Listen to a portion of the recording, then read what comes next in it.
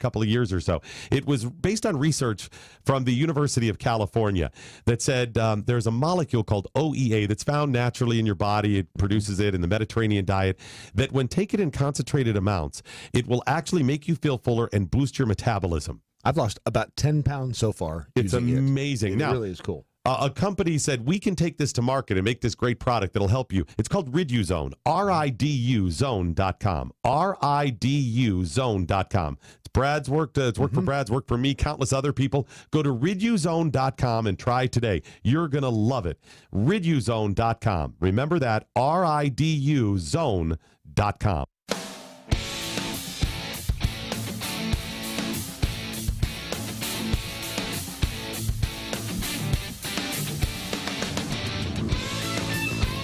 It's Ash Wednesday.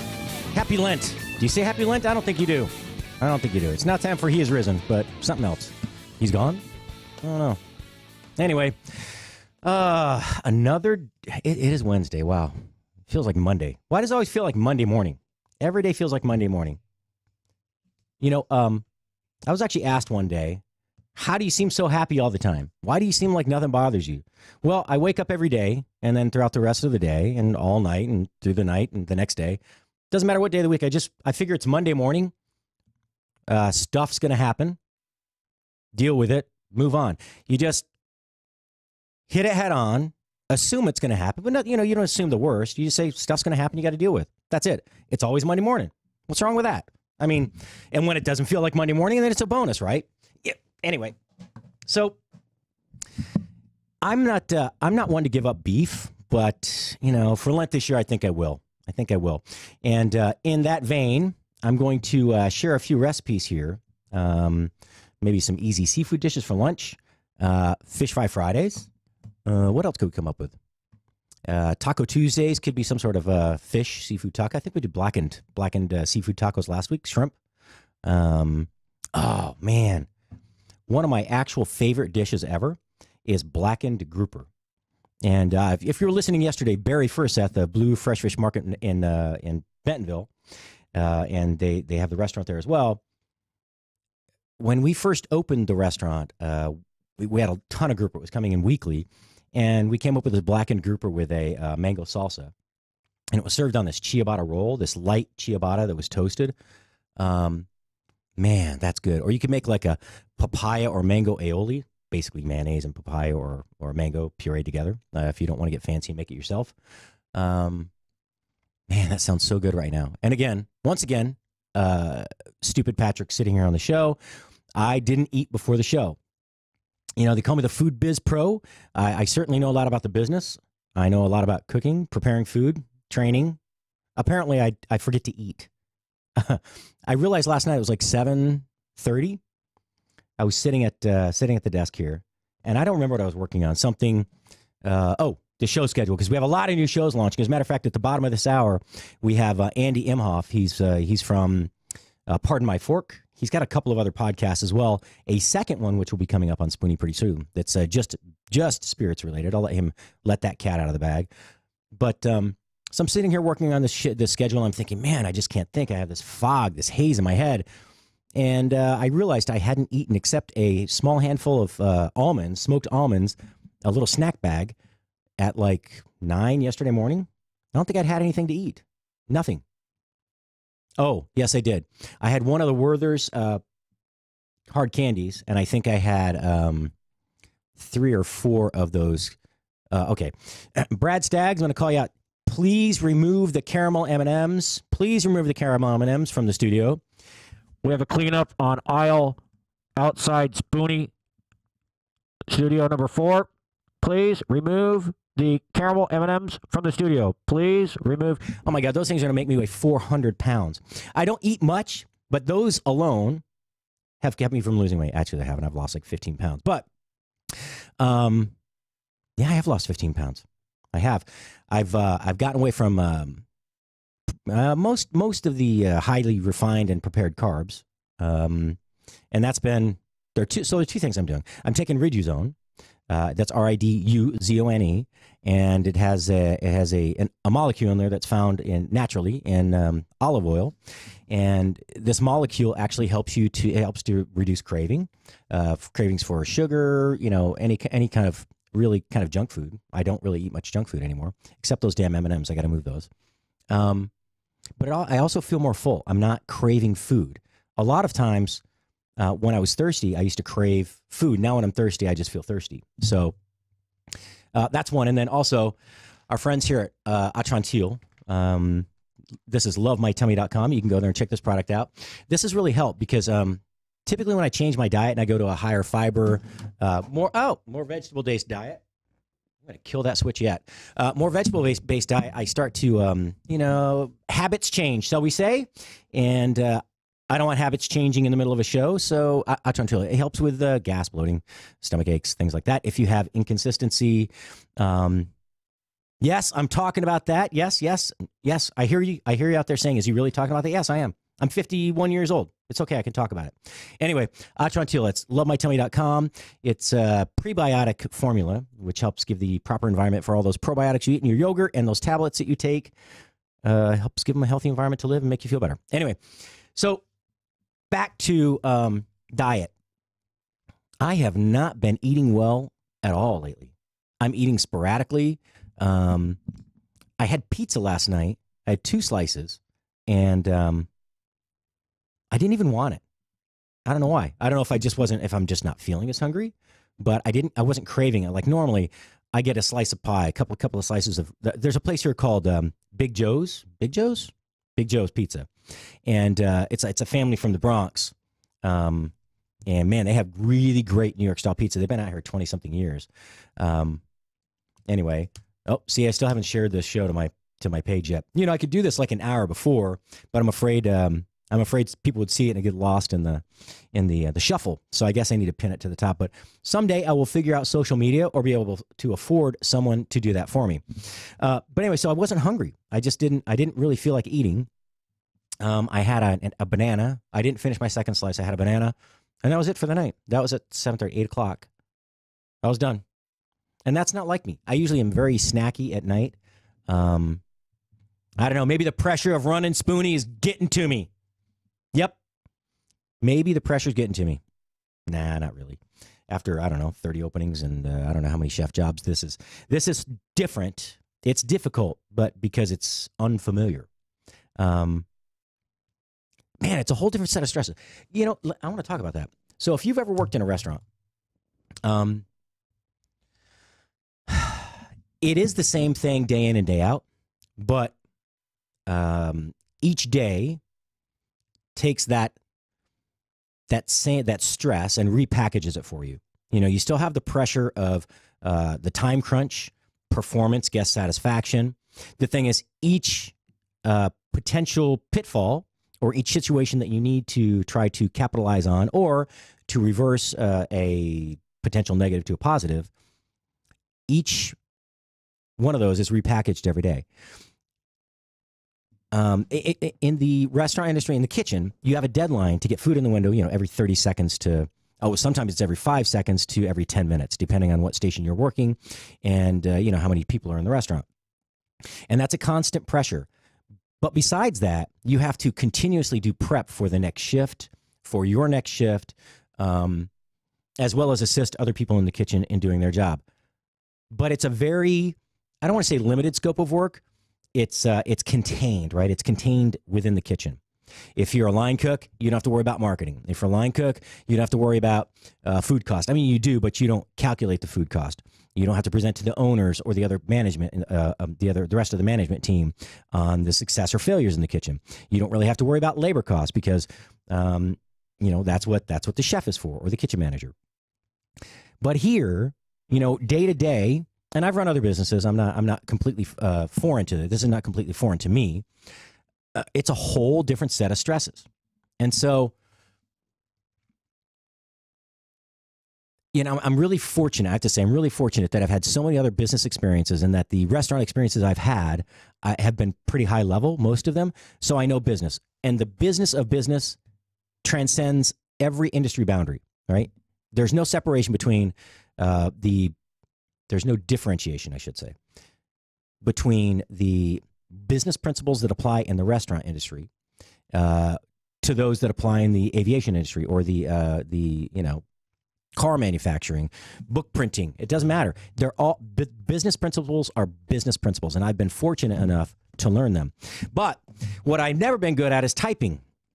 I've never been good at typing. I didn't take typing in high school. I don't know why the hell I didn't. I was almost coerced to by my mother. Probably the dumbest thing I've ever done. But that's a constant struggle for me because I'm trying to type. Someone's talking to me. I have to focus, and then I have a phone call, and so typing takes me 5 times as long as it should. I get interrupted. I lose my train of thought. I have to go back and correct things. That's probably one of the biggest mistakes I've ever made. One of the only regrets I have in life is not taking a typing class. By the time I got to university, I didn't realize that they didn't offer them at university. I was thinking, I'll just take it when I get to college. Well, they don't offer it like at that time, Arizona State. And so that was a real struggle for me at university. And I've never taken the time to go and buy, what is that? Mabel. There's a rabbit tutor thing that they used to have. That's, now somebody will throw it up there on Facebook, but, Marvis Mabel, I have to look that up. It's a rabbit that was a typing tutor. Anyway, I never took the time and it really shows. So that's frustration number 1. Number 2 is I'm good at multitasking, but only when those different tasks are associated with one goal, like one goal where things are going to come together and culminate in a single presentation, like plating food. So you may have 6 different plates coming up on one order at the same time in the kitchen, and I can orchestrate those, coordinate those, cook 2 or 3 of those, put them on the plate, get them all in the window at the same time, and that's not an issue because it's all going to a single focal point. Now here, again, juggling phone calls, emails.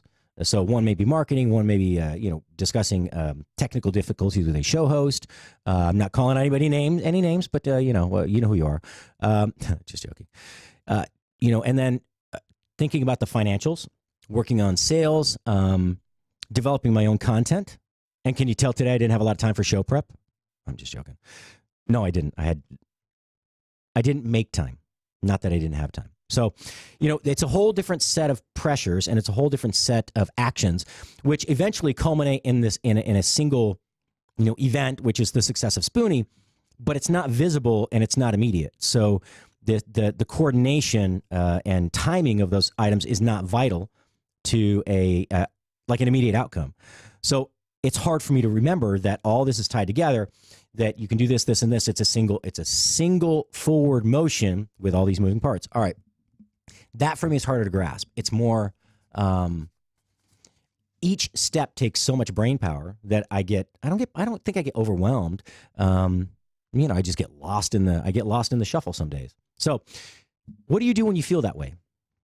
What do you do? I mean, some people, chefs often drink, right? The restaurant industry is notorious for, late night partying, a little bit of drinking, et cetera, a lot of drinking. Because what are you going to do at 1 o'clock in the morning when you get off work and your spouse or partner is not available because they're sleeping, your children are asleep, your friends have gone to bed 3 hours ago, there are no movies playing anymore. Of course, now there's 24-hour streaming on Netflix and whatnot, so that's not really an issue. But not too far in the distant past or the near past, that didn't exist, right? So what do you do? Well, the only thing that's left open in most cities is a bar, or you go home and you drink in silence. There are many nights I went home and I'd sit on the couch and and turn on the television, mute the volume, open a beer, and sit there with it in my hand, and you'd be so zoned out you'd forget to drink it. I just watched the TV, and I wouldn't even realize what was on. But you want silence and a cold beer. But that's what I would do. Now, though, there's this pressure to be able to perform 24/7. Like I have to be on. I don't know when I'm going to get a call from a potential advertiser or a sponsor. You never know. Maybe Chop the call next week. Oh, I need to put that application in, by the way. Yeah, I need to put that down. Apply to Chopped. All right. So what do you do? All right. I'm going to start going to the gym. I suppose I need to. Hey, Ron, what's that thing? Is that who's doing the weight loss? Who's doing the challenge, the lifestyle challenge? Is that Gwen Gwen Rich? Yes. All right. I'm going to look this up right now. Gwen, I'm sorry I have not stayed on top of this, but there's a weight loss / health challenge that's going on. All right, it's showtime. I still haven't posted to my Facebook page. Come join the party. Or enjoy a cup of coffee with a hangover. All right. How many people are hungover there out there today, huh? The party. See, I told you I don't type well. That took that long to type. It's showtime. Come join the party. Wow, that's terrible. All right, so what do you do? I'm gonna go to the gym. I gotta look at the details here on Gwen's page. Gwen Rich, and I'm gonna go ahead and sign up. I know we have a number of partners already doing it, and I want to see what all the fun is about. Let's see.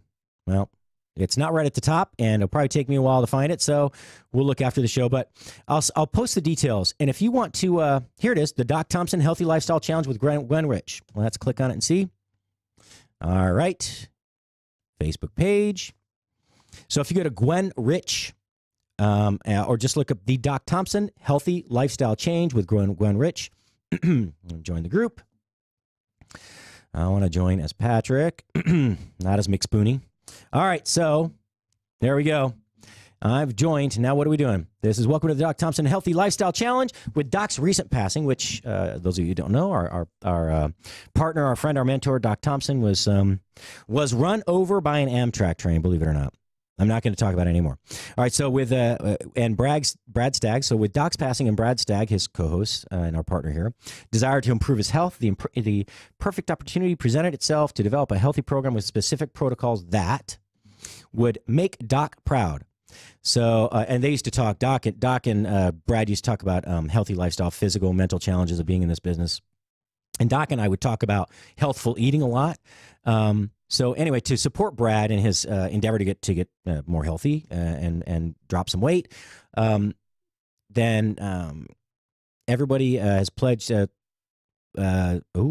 We mutually pledged to each other in the Mojo 5 community that this healthy lifestyle challenge. Okay. Well, that's it. But I need more details, Gwen. I need more details. So I will look through this and find out. I'm not seeing posts. 2 posts today. I can't see the posts. Okay, well, that's a problem. If I can't see the posts, I don't know what to do. I'm guessing that I haven't been admitted to the group yet. Oh, it's pending. See, I'm pending. Damn. All right. Come on, man. Gwen, we host your show. Gwen Rich, The Rich Solution on Spoony Radio. If you're listening, we love you. Let me in. I know it's a private club, and I'm sometimes unsavory. But find it in your heart to let me in. Anyway, yeah. If you want to join a great cause and you want to try your hand at committing this year, as most people do every year, but really staying committed to a healthful lifestyle, go to the Doc Thompson Healthy Lifestyle Challenge on Facebook and join the party. There are a few things that I usually do. Exercise is the biggest one. I think exercise for me is the biggest one because I don't want to eat terrible after I exercise because then I think I just wasted all that energy. And if I go consistently, obviously it becomes easier. But I really like the way I feel. When my knees don't hurt and my feet don't hurt when I wake up in the morning, walking to the bathroom or, getting in my car, it's nice. Life is easy. And walking upstairs, grunt, don't sweat, don't huff and puff. We have 2 flights of stairs to come up here every morning and, about 6 times a day. And I noticed the other day I've lost weight, but I'm out of shape. I was breathing hard. I'm like, that's ridiculous. So, whatever the protocol is here, I'm going to add in. I'm going to go pick up my bicycle in Houston. I'm going to pedal my butt around Dallas-Fort Worth area, and I'm going to make a difference. So, I really would like to get a challenge going to the other chefs out there as well and show hosts on Spoony. There's this old adage, never trust a skinny chef. Well, I think that's actually a false statement. I would say trust a skinny chef, all right? Maybe even trust living their lifestyle. And not skinny. I'd say thin, naturally thin, or someone who's fit. It's a terrible, chefs lead a terrible lifestyle. Everybody thinks that we sit around at the end of the night and we cook ourselves a gourmet meal and we have something really fancy, a big steak and a potato. And on a very rare occasion, we sit down and have a meal. And I'm talking cooks as well. But most meals in a restaurant in the kitchen are spent standing over a trash can with a bowl of soup, a plate of food, the printer still going, which is called stress and money right there. It's printing, stress, and money. Because they go hand in hand in the restaurant industry.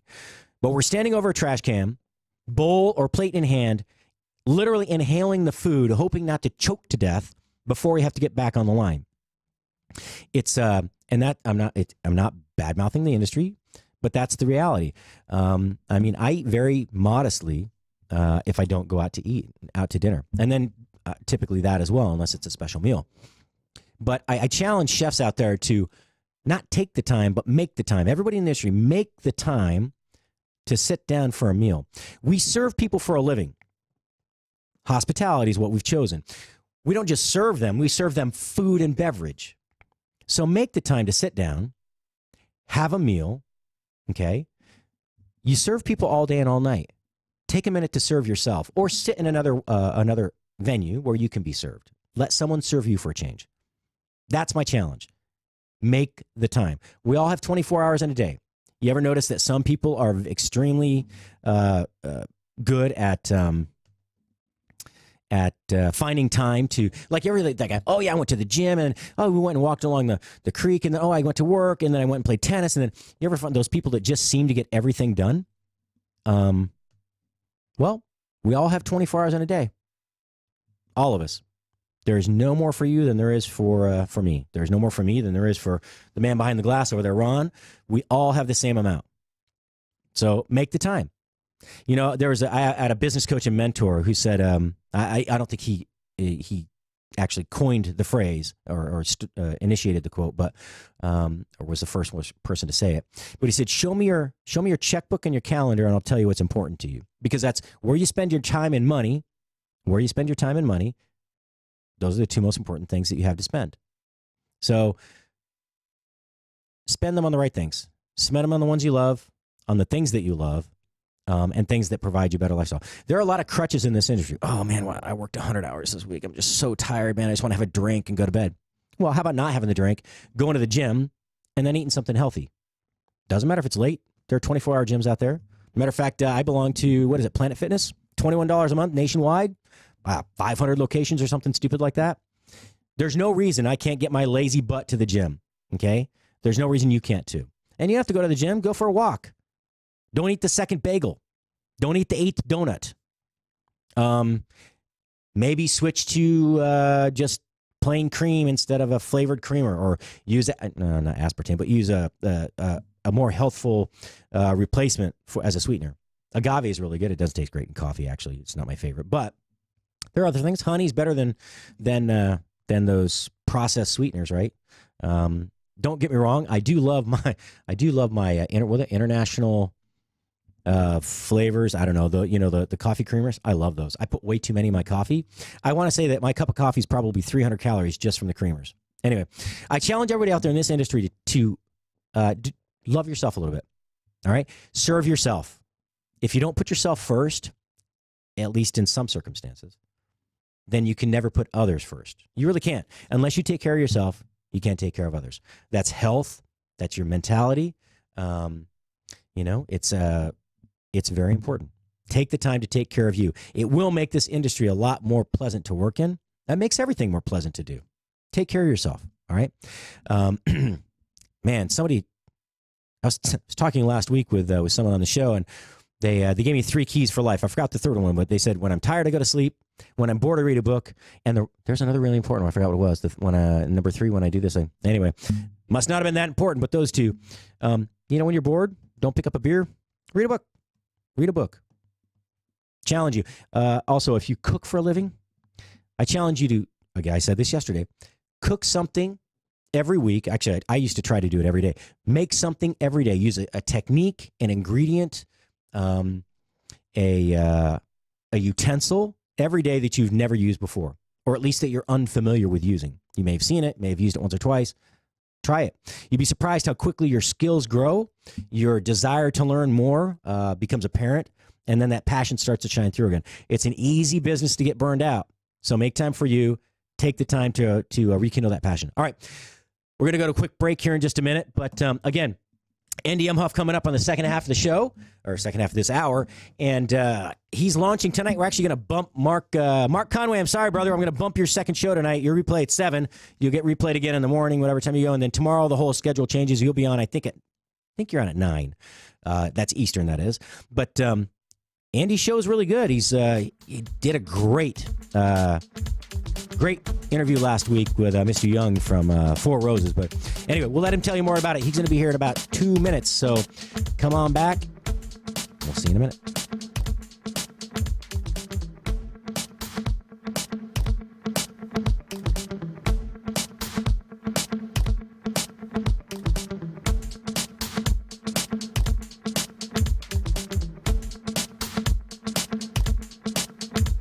Fast Track Student Loans can get your student loans out of default, stop any wage garnishments, stop collection calls, and stop seizure of your tax refund. Give yourself a break. Stop the stress and get your student loan payments down to as little as $25 a month based on what you can afford to pay. 800-709-4395. 800-709-4395. 800-709-4395. 800-709-4395. Never Forgotten Apparel is more than just a premium women's and men's clothing line. It's a movement to remind us to wear American-made and serve those who serve us. Our heroes. Never Forgotten Apparel gives 20% of their total sales to nonprofits that support homeless veterans and off-duty firefighters, and 50% to individual veterans and firefighters in need nationwide. Check out neverforgottenapparel.com. Use promo code MATT, M-A-T-T. and get 15% off your purchase. Have you done it? You catch a glimpse of yourself in the mirror? I'm one of those people you don't want to see naked.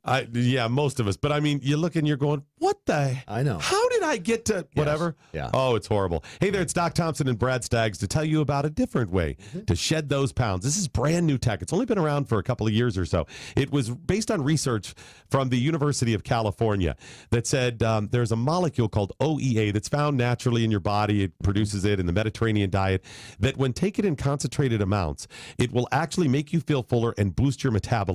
I've lost about 10 pounds so far. It's amazing. It now, really is cool. A company said, we can take this to market and make this great product that'll help you. It's called Riduzone, RIDUZone.com, RIDUZone.com. It's Brad's worked. It's worked for Brad's, worked for me, countless other people. Go to Riduzone.com and try today. You're going to love it.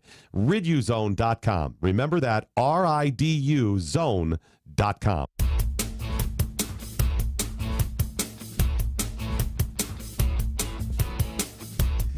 And we're back, folks. Chef Patrick Mosher, the Food Biz Pro. That is the Speak English, Patrick. Get the cotton out of your mouth.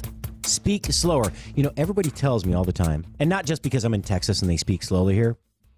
Slow down. You're not in New York anymore. It's okay. There are no longer 5 children at the table fighting over the same pork chop. Slow down. But, you know, I get so excited when I talk about food, the food service industry, the food and beverage industry, business in general. I really do. I have a passion for business and food specifically that I mean, I don't know if it's good or bad, but it kind of overshadows everything in my life sometimes. So it's fun. I see Kevin McCann is watching. He was at the gym today. Good for you. Kevin's a big man, lifting those sides of beef around. And so I asked him, Kevin, if you can call in. If you've never been to McCann's Local Meats, if you ever go to Rochester, New York, way over on the lake, pretty close to the lake, man, what a great place. Everything comes from within 50 miles. He does the most amazing smoked and cured and beautifully presented meats, both raw and again, he has all sorts of charcuterie, and then have a kitchen there where they do they have the regular menu, but they do specials every meal. And damn it, I've never been able to get there. I think it's Wednesdays. Is it Wednesday when you have ramen, Kevin? I don't know, Tuesday or Wednesday, but I really can't wait to get back to Rochester because everything there was unbelievable. And the butchery is actually out in the open, so you can see them preparing, breaking down a whole side of beef. It's very cool. It's such a cool place. That's McCann's Local Meats. That's in Rochester, New York. What a great guy. Someday, we'll find the time to. I'll guilt him into hosting a show. He'd be really good. And it's like the World Butcher. What is it? The World Butcher Championship. I need to check that out again. Let's go to his site real quick. His page. So Kevin is on the team of the Butchers of America, the World Butcher Championship, and that's coming up in 2020. So, yeah, it's going to be cool. It's going to be cool. I can't wait to, I need to find out when that is. I'd like to attend, and I'm not sure what it's going to be this year. But anyway, Kevin's a badass, I'll tell you, that guy. He took his second trade, which is, being a butcher, and oh my, he is taking it, I mean, to way far to the other side. Anyway, who else is there? Dun, dun, dun, dun, dun, dun, dun. Hello. Good to see you. All right, I can't type and talk at the same time. I'm just not that smart, so I'm going to focus on talking, and I don't like seeing myself. I don't like seeing that picture. We'll go look at something else here for a while. So, food for Lent. Well, wait for our call to come in. Oh, he's here. Okay, I'm sorry. Andy, you there? Yeah, I'm here.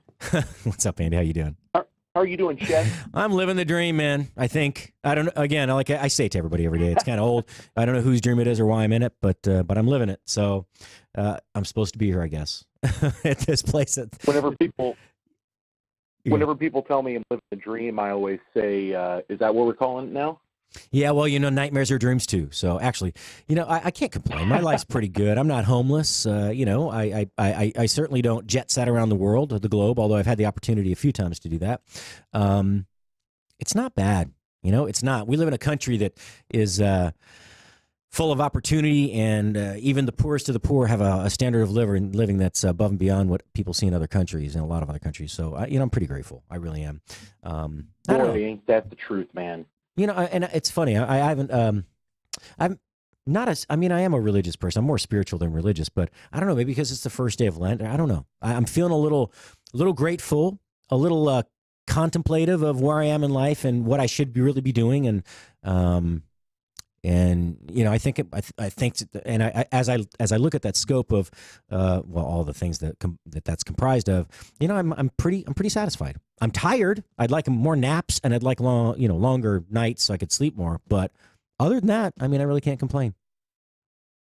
So I take it you're not going to be giving up coffee for Lent. What's funny is I really don't drink much caffeine. You can tell if I have a cup of regular coffee before I come in. I'm already a fidgety person. I squirm in my seat when I'm sitting here. I have a hard time sitting still for long. And I don't have ADD. I can focus. I can focus on the same thing, tedious or entertaining for hours. But physically, it's hard to sit still. And you can tell, though, I'll start I wipe my forehead. I'm sweating, right? And I'm bouncing up and down in the chair, and I'm squirming right and left. And my neck starts to tense up. So you see me move my neck right to left, almost like I have a tick with Tourette's. My nephew asked me one time, my nephew has Tourette's, and he said, Uncle Pat, he said, you're going like this with your shoulder and you're moving your neck. Do you have Tourette's too? And I said, I guess I could, but it only happens when I drink coffee. He said, well, maybe don't drink coffee. So I was like, okay, maybe you're right. But yeah, I quit drinking caffeine on a regular basis about, the first time I was in Japan, I didn't drink any caffeine for 8 years. That was in 1989. I moved to Japan. So after 91, when I was having panic attacks, and Japan, they drink and they eat and they smoke and they drink and they eat and it's just, oh my God, I don't know how they do it.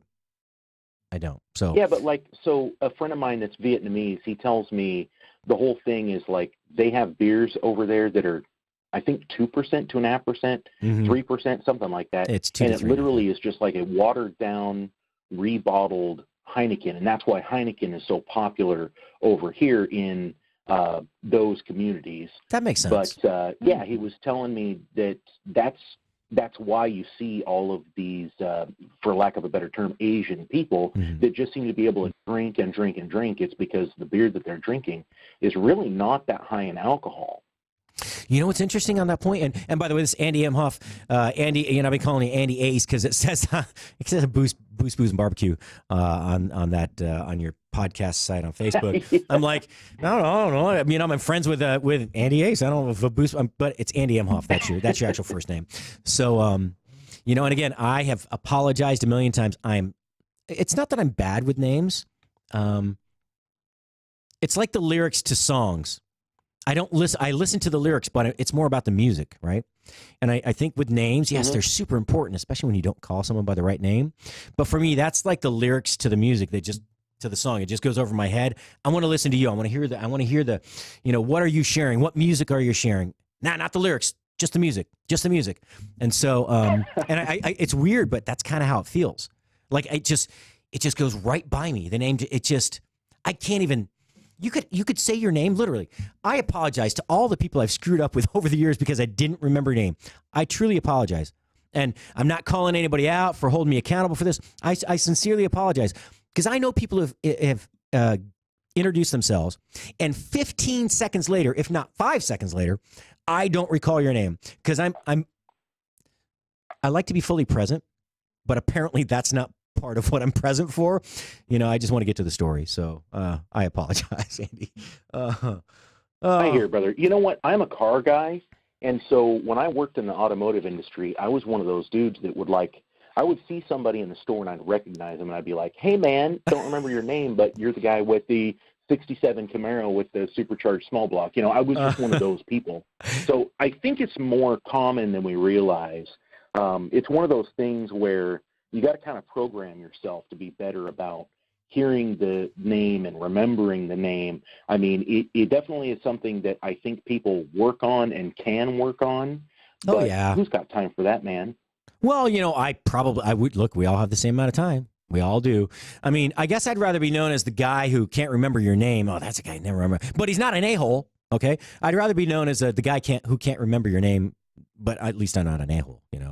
That's the way I look at it. So, thing because whenever you ask somebody, hey, how is, let's just say Dan, for example, how's Dan doing? And if they go, oh, hey, Dan's doing great. We did this thing or whatever, then that means that Dan's a nice guy. But if somebody says, hey, how's Dan doing? And then the other person goes, Dan is Dan. That means Dan's an a-hole. I met Anthony Bourdain a few times. And, where is this no. Because I was just thinking about people in the food service industry, these personalities, the ones that have made it, right? They've gotten to the top and they've made an impact on the industry. And Anthony Bourdain was one of those personalities that you wanted to hate, but he was so interesting you couldn't. Because he was a bit of he was a bit of a dick, I'll tell you. And I don't mean that because he wasn't a smart guy. He wasn't. He was brilliant. He was very well read, an amazing writer, as an orator, as a speaker. The way he could describe things in a manner that we never think of. A very smart guy, but he was pompous and arrogant, and a little bit, and not pompous so much as arrogant. Kind of try to keep the bad boy thing from the '70s, way back in the day. It's like I'd see him and I'm like, maybe I was just jealous. I don't have a star on the Walk of Fame. Guy Fieri, you have a star on the Walk of Fame, really? Come on, man, really? I talk bad about Guy Fieri because I'm jealous. It's not because I don't like Guy Fieri. I tell you, people knock his food. I went to his restaurant in the airport at Cancun. Fantastic. Excellent. Mm-hmm. So, okay, go back. People talk about Guy Fieri. I like him, by the way. He's funny.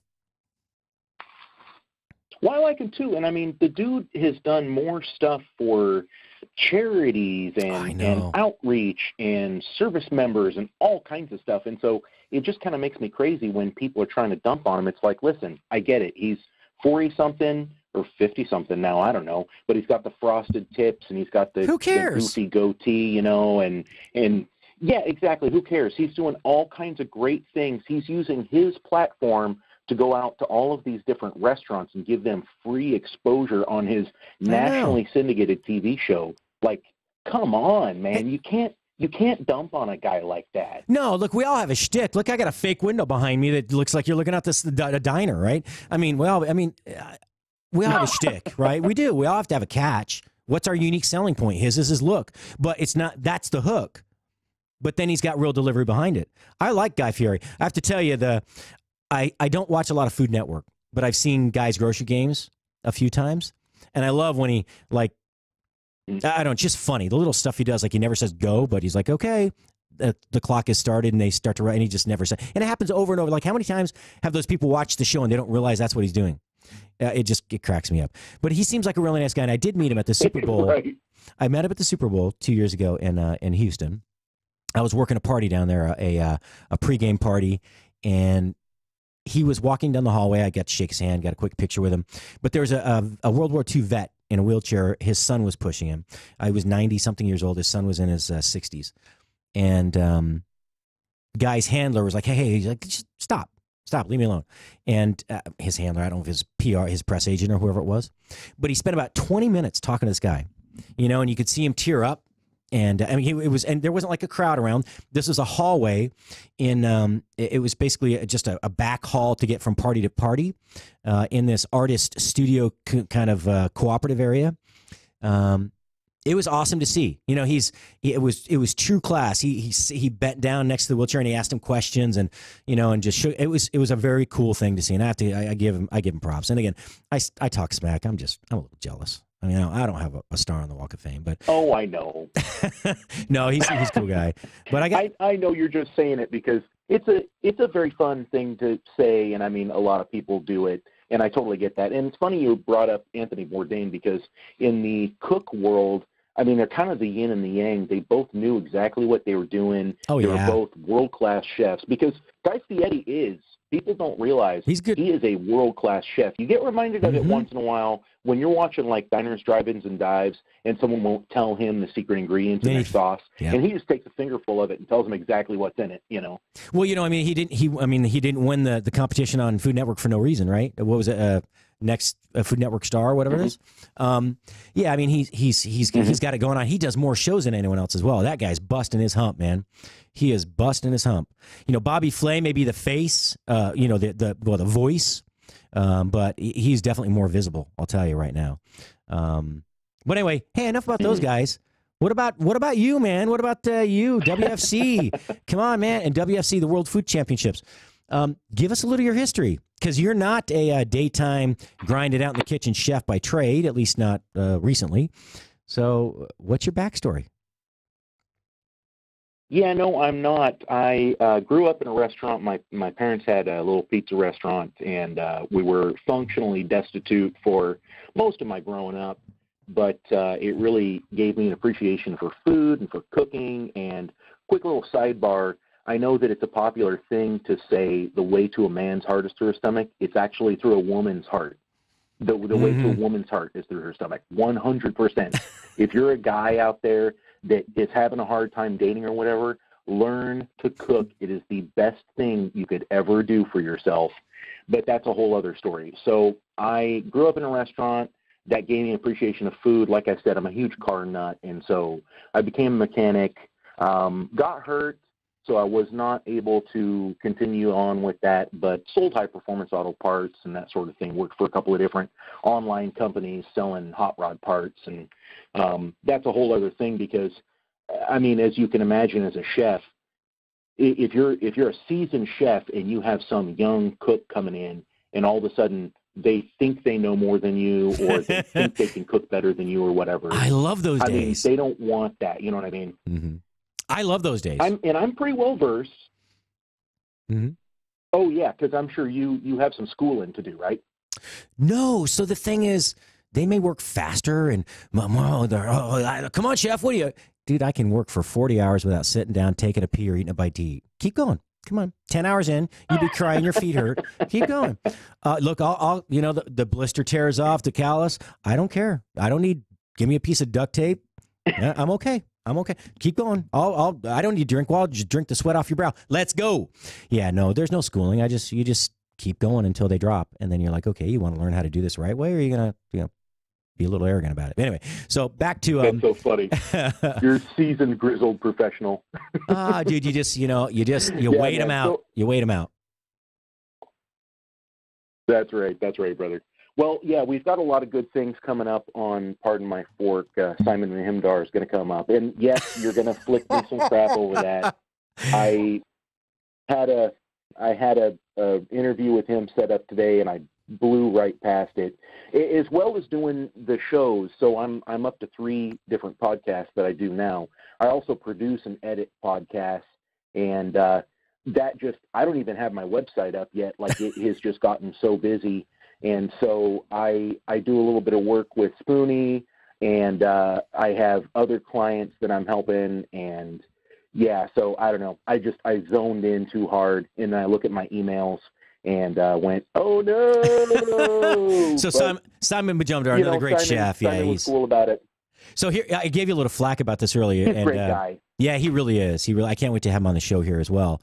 And I was talking about that with the other show hosts. Is we don't all have the same listening audience, so it's okay to kind of share guests back and forth. It gives all of our listeners a chance to tune in and find out who they are. But I said, look, dude, we'll so yes, you're helping some of the Spoony, one particular Spoony show host. And I thank you for that, by the way. You've been very gracious about helping us make sure things get edited and pushed out, up on the air in a timely manner. But we're going to throw into Mark Conway.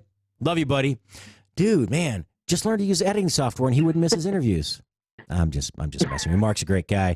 Matter of fact, so tonight, real quick, and I'll let you back to the story, but tonight your show is going to play in place of his at 7 p.m. Eastern. So his replay will not be up at that time. And then you'll stay in that slot starting tomorrow, and he's going to move to 9 p.m. I think he moves to 9 p.m. East Coast. So tonight, again, just that one show changes, and then we'll going forward, I think all this stuff changes. And Ron's in there. He's not looking at me. He's probably already got the whole thing fixed, and all the programming going forward is completely changed. But so at 7 o'clock tonight, you have your show, official show launch, right? Because we aired the one with the Four Roses interview last week, and that was in the second half of my show. But who's first in line for the show tonight? Who's your first guest? Man, I can't tell you how happy I was to have L.C. May, the grandson of Clyde May from Clyde May's Whiskey, on the show. He's their acting senior brand ambassador, and I'll tell you what, buddy, he knows his stuff, and a lot of fun to talk to as well. A lot of fun. He's my age, He's not like an old school guy, but he grew up in the business, and so his knowledge base is outstanding. I mean, I would put him up against a lot of different bourbon and whiskey aficionados out there. He really knows his stuff, and not just about the Clyde Mays lineup. He really knows his stuff about all the different whiskeys and bourbons and everything. It's very impressive stuff, and I see a lot of really good things in their future. I mean, especially with him heading up that brand ambassador position, I see a lot of good things coming for Clyde May, and nice. I can't say how much I appreciated him coming on the show. As a matter of fact, I was talking to him about this new project that I want to work on, as well as I was talking to you about it. And so it looks like we're going to be starting another show, and we're going to call it Small Batch. And nice. It's going to be strictly booze talk, and I'm very excited for that. And actually, he was very excited for it as well. He told me, as soon as you get that up and running, you call me. I want to be one of your first guests on the show. So I can't wait to do that. And I really look forward to pitching it to Spoony. Well, I mean, yeah. Look, the door's open. You want a second show? You got a second show. I thought about calling the second hour of my show, because usually Matt sneaks in with something to drink, or there's always, look. I mean, I got Knob Creek here. I have Deep Ellum all-purpose vodka and dill pickle vodka. Hell, I even have some blueberry syrup from Nostalgia Rice. That's SpoonyWildRice.com if you want to go there. There's always something to drink. We have like 15 bottles of liquor. I mean, bourbon and other whiskeys on the other side in our other studio. I'm thinking of just calling the second hour happy hour. I think I'm just gonna sit down, have a nip, contemplate life, and be a man acting as a boy, or a boy in a man's body. I don't know, but yeah, I mean, I think that's brilliant, because I don't think there are enough shows. I love that plan. Yeah, it'd be good, wouldn't it? I mean, maybe just on Fridays, that'll be the last hour of the show, because I'll be honest with you, I know you can't drink all day if you don't start in the morning. I just don't like to drink all day. I really don't. I've cut way back over the years, unless you see me on the weekend. Mm-hmm. But yeah, I don't like, and again, I have to be on all the time. I have to be able to think quickly, and I never know when I have to run to the store. I just can't take the risk. So, but that sounds like an awesome. Man, there's no way. I mean, I've had a few times where I have these guests come on my show, and the only time they can record is early in the morning, and so I do want to just sip on their booze just a little bit to kind of keep me in the moment, but it always is like, okay, now I need to go for a walk, or I need to do the dishes or do some laundry or something. Like, I got to work and I got to get this out of my system because I don't want to be buzzed this early in the morning. I got stuff to do. Like, you know what I mean? I know. So I know. I'm 100% with you. That's like, so the last segment so we have a sister channel, it's political talk radio. I don't really talk about it on Spoony much, but one of our hosts, Matt Locke, the last half hour of his show on Friday, we do a beer for breakfast Friday, because it used to be from like 9. It was 9:30 to 10. It was 5 to 7, so it was 7 to 10. It was 9:30 to 10 in the morning our time, and that was fine. Okay, so but now, and that was the end of his day, so he could go home after that. Now it's at 12, right? I mean, it's 11:30 to 12 because we've changed their lineup over there and their show times. So I'm over there at 11:30 on Fridays. And we get some unique beers or some simple ones, sometimes just, normal large batch stuff. And we taste 2 or 3 or 4 or 5 or just one sometimes. But I still have to, that's an hour. It ends an hour before my show. So then I'm thinking, okay, what do I have to get done? Show prep? I have to finish this email, this call. Then I have to, and then I have to stay sober during my show. And so it's just funny. You're right. It's I can't get tipsy during the show. I have a lot to do. But so when exactly, dude, exactly. And the fun part about doing this show, and I'm sorry, we have a pretty severe lag here. I apologize. I'm trying to compensate for it. Actually, I'm not hearing it on my end, so you're good. Oh, good. Okay. So part of the whole thing with living in Oregon is that we have so many different. Of course, this is the beer mecca. Everybody knows that. But also the Willamette Valley is so up and coming in wine. Like the wines that we're producing in the Willamette Valley, they're rivaling Sonoma right now. I know all your California listeners are going to hate me for saying that, so I'll apologize up front. But it just is. I mean, if you start looking at the awards that Oregon wines are winning, it's especially amazing. Our Pinots and our Chardonnays. I agree. Yeah, there's just nothing you can really say about it. And there's a distiller here in Oregon that is a rice distiller, and so they specialize in baijiu. And you know what that is, right? Yes, I do. Yeah, and so what they do is they will take their baijiu and they will make it. So they make the straight baijiu. They also do a barrel-aged baijiu, which turns into like a rice whiskey, and it has the craziest flavor. It's very good. It's not unusual in like a bad way. It's not unusual in like dill pickle vodka way. It's unusual in how good it is. Like, it's very reminiscent of a whiskey, but there's just something a little bit different about it. And you're like, what is that flavor? And it's because the rice is the base for the distillate. Wow. See, that's fascinating. It really is. I lived in Japan for a long time, and the Scotch whiskeys, the blended whiskeys that they make there in particular, are unbelievable. Mm-hmm. I mean, Suntory's been around so long, and they have so many now, these small batch distillers, and I mean, some of their whiskeys are extremely expensive. But do you know what Scotch was named best in the world?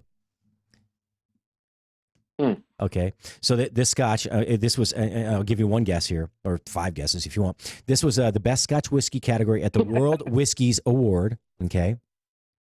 At the World Whiskies Award, which is a big one, all right? Okay. Any idea? Okay. Hit me. I had never heard of it. No, I don't know, man. It's got to be a Japanese one, right? No, it's actually called Queen Margot Blended Scotch Whiskey, and it's the brand that's sold exclusively at the Lidl, LIDL. That's a grocery store chain in England. Can you believe that? And it's 18. Really? It's less than $20. It's like $19 a bottle, but it was voted number 1 blind tasting. You know what? That reminds me of that link that you shared on your Facebook. It was like the best the best bottom shelf Scotch whiskeys or something. Yeah. And the one at the top of the list was like $13.92. Crazy, and I huh? think I commented, that's a real cheap hangover. I know. Yeah. Yeah. It's like the $2 Chuck, you know, like it tastes great. Don't get me wrong. But it's well, some of those are when they used to only have like a red and a white, right? They did the red blend. It really wasn't bad. You know, look, that's one of the, it's like Johnny Walker Blue, right? That damn fancy box with the silk inside. Don't get me well, Johnny Walker Blue's fine. I drink it, right? But I'm going to pay $300 a bottle for it. It's the greatest marketing ploy of all. No. It's you see that fancy box and the silk inside, and you're like, that's a sexy bottle of Scotch. I want to take you home. Hey, what are you doing later? But I mean, it's just it's just a good blended Scotch, right? It's the same thing I think with $2 Chuck. So one of the people that I have. Oh yeah. Yeah, go ahead. Oh, I was just going to say, that reminds me of another person that I'm going to be having on Small Batch. I've actually had them on Booze and Barbecue before, and love him. He's a great guy. Chris Beatty from Spiritopia here in Oregon. Very small batch, like extremely small batch. He developed a ryegrass whiskey, not a rye whiskey. He actually has an enzyme that takes the long grass stalk right before ryegrass goes to seed, right when it's the tallest and right before it goes to seed. That stalk is 70 to 80% carbohydrate, but he needs an enzyme to convert it into a fermentable sugar, okay? And he found a way to do this, and he made a whiskey out of it. And let me tell you something, that was one of the best things I've ever tasted. Really? All right. You're going to give me some. Hey, we're going to hold on to the other side, okay? About 2 minutes. 4 minutes. We'll be right back. No problem. Spoony Radio. Andy M. Huff is our guest. Stay tuned. We'll be right back.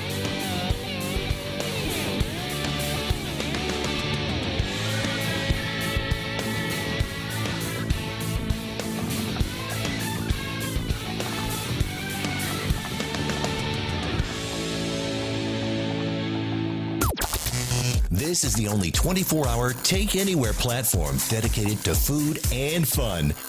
We're Spoony. News this hour from townhall.com. I'm John Scott.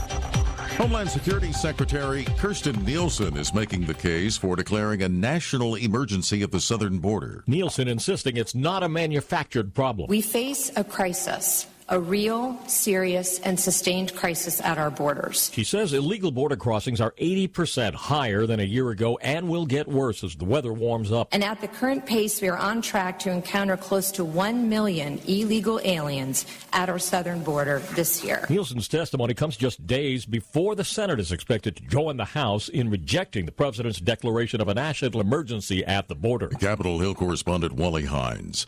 The White House says Democrats in Congress should focus on legislation not investigating the president. Press Secretary Sarah Sanders says House Democrats are wasting their time by launching investigations into President Trump's administration, campaign, and business. Democrats should actually focus on doing their job, not just attacking somebody. People didn't just elect them to come up here and complain. They elected them to come up here and deliver results. They're not delivering anything. Sanders has denounced the congressional probes as absurd and a fishing expedition.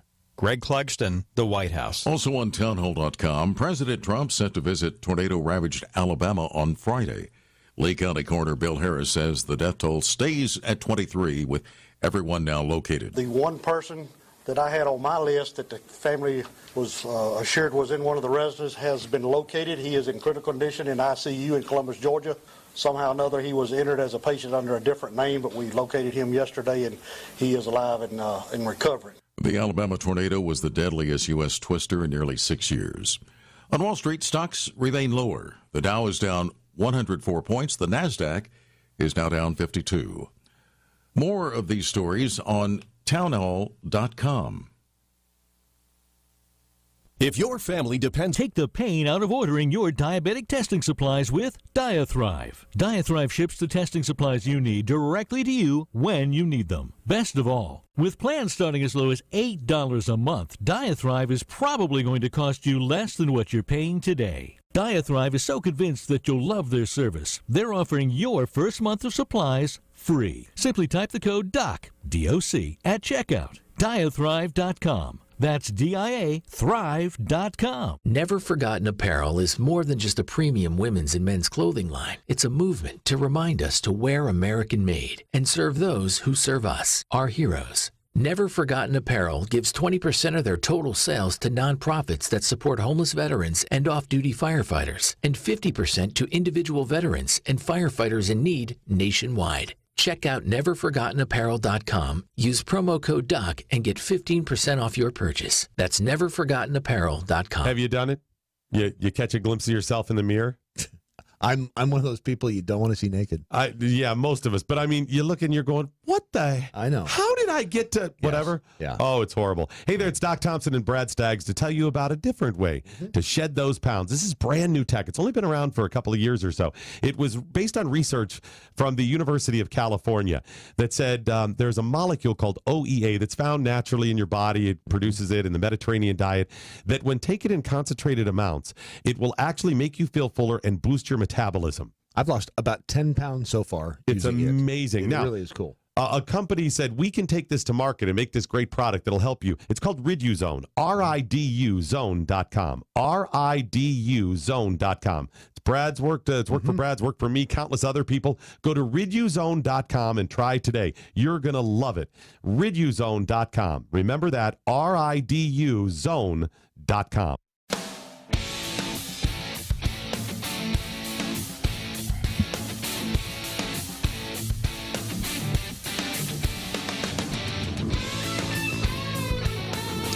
And we're back. Andy, you still on the phone?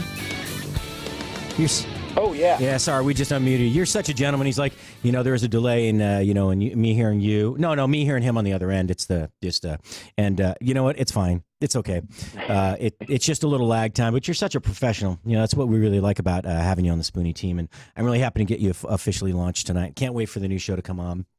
The second one. Well, I appreciate that. No, you're really welcome. So how, back to how you got into food again. I mean, how did you end up at the World Food Championships? How did all this happen? Man, it was the craziest thing. So we're doing my regular show, the 3BQ show. We meet this World Food Champion here in Oregon, and she's so nice, young lady by the name of Kim Bannock, and her husband Mark Bannock. And just salt-of-the-earth people. They were so kind. And I thought, man, I cannot wait to have them on the show because, I mean, hey, barbecue, it's food-related, why not? We'll just throw it up there and see what happens. And I don't know exactly what happened. I think Kim might have forwarded our episode to the World Food Championship folks, but I ended up getting an email from the WFC marketing team or whatever. And they just said, hey, listen to your show. Love what you're doing. We've got full access media passes for you if you can make your way out here. Nice. And I forwarded that email on to my wife, and it was just kind of like oh, neat. How cool is that? Ha ha. And she emails me back and she's like, great. Well, are you going to buy the tickets? And that's when it got real for me. I was like, oh, we're doing this. Wow. So that was about 2.5 months before the WFC, something like that. Mm-hmm. So we got all that lined up, and then maybe 3 weeks before the WFC, another radio professional friend of ours, Derry O'Connor, she reached out to me and said, hey, I've got a chef that doesn't have sous chefs, but she's going to the WFC. Would you guys mind sous chefing with her? And so I talked to my wife, and we both said, yeah, we could do that. That's no problem. And that was with Suzanne Duplantis. I have gotten so fortunate meeting some of the nicest, kindest, just soft-hearted people doing this, and Suzanne is another one of them. And so we talked a little bit a couple of weeks before the WFC. She gave me some of her recipes, and we showed up. We met her the night before the competition.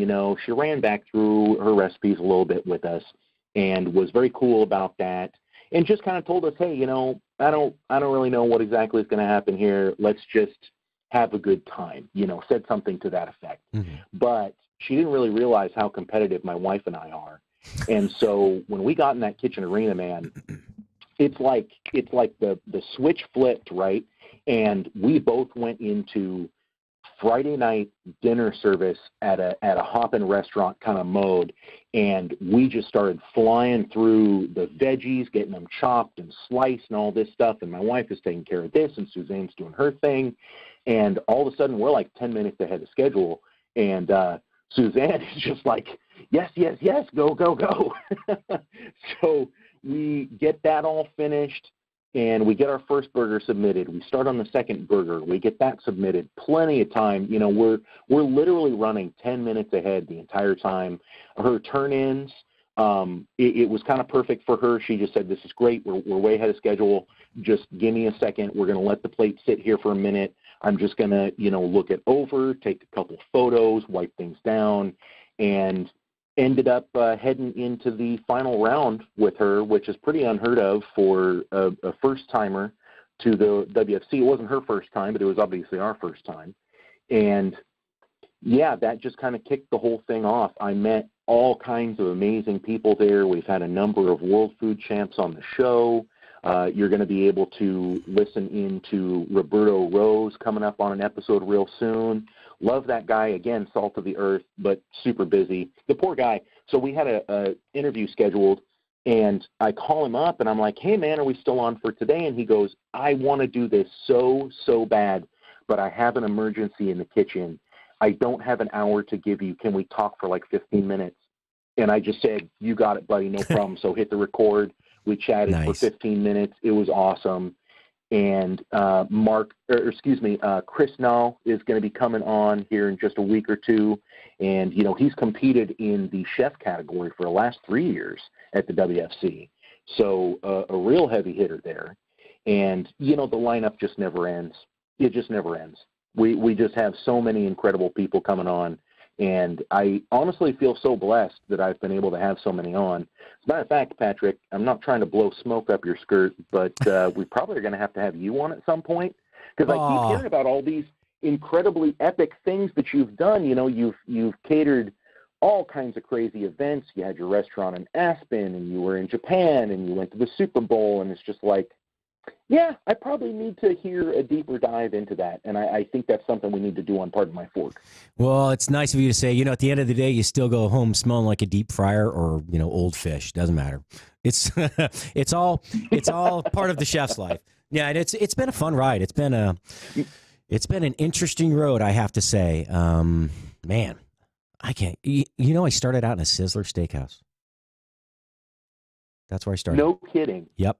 I'll tell that story when we do the interview. But yep, I was a dishwasher. Yeah, and they conned me into being the fry guy. I'll tell that story. That is super funny, man. Yeah, I mean, oh my gosh, my wife. One of the things that she tells people that she loved about me, one of the things that made her fall in love with me, was that I would come home smelling like fresh baked bread and pizza. Like that is her whole thing. She still talks to this day about how when she would see me and I just gotten off of work, she'd give me a big hug and breathe in deep and just smell this fresh baked bread. Oh my, that's hilarious. That's hilarious. Yeah, it's a mixed bag. You know, I remember my clothes would smell, undress at the door, throw them right in the laundry basket, go right in the shower. But yeah, you know, I worked with seafood primarily. I was young, man. I didn't know any better. Pizza. So I worked in a pizza pasta place called Tony Rigatoni's, and there were two. There was one in Golden and one in Morrison, Colorado, near the Red Rocks Amphitheater, about not even a quarter mile from the entrance of Red Rocks. And man, I loved that place. We awesome pizzas, calzones. We did this stuffed pizza, deep dish style, that had mushroom. It had a ton of fresh spinach and mushrooms and stuff in it. You know, Italian sausage. Oh God, it was so good.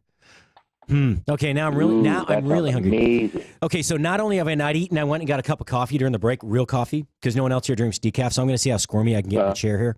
I'm sure people will be watching the last half hour of the show, going, "Oh my God, look, what's wrong with Pat? Is he going to have a heart attack?